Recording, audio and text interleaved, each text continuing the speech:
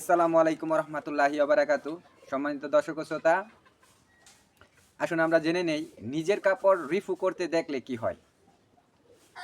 যদি কোনো ব্যক্তি স্বপ্নে নিজের কাপড় রিফু করতে দেখে, তবে সে কোনো আত্মীয় স্বজনের সঙ্গে ঝগড়া করবে এবং এমন লোকদের সাথে উঠা বসা করবে যাতে কোনো কল্যাণ বা মঙ্গল নেই।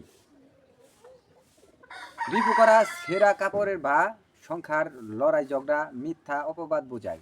যদি কোনো ব্যক্তি স্বপ্নে রিপু করতে দেখে কাপড়, তবে এটা তিরস্কার, চিন্তা, ফিকির, মিথ্যা অপবাদ এবং লড়াই ঝগড়ার প্রতি ইঙ্গিত বহন করে। তো এই স্বপ্নটি কিন্তু ভালো না। আপনি কি করবেন? বেশি বেশি দান সদকা করে দেবেন এবং আল্লাহ তাআলার কাছে বেশি বেশি আশ্রয় চাইবেন, প্রার্থনা করবেন, দোয়া করবেন, বেশি বেশি সেজদায় লুটিয়ে পড়বেন। আবু সাইদ ওয়াইজ বলেন, যদি কোনো ব্যক্তি স্বপ্নে তার পিতা মাতার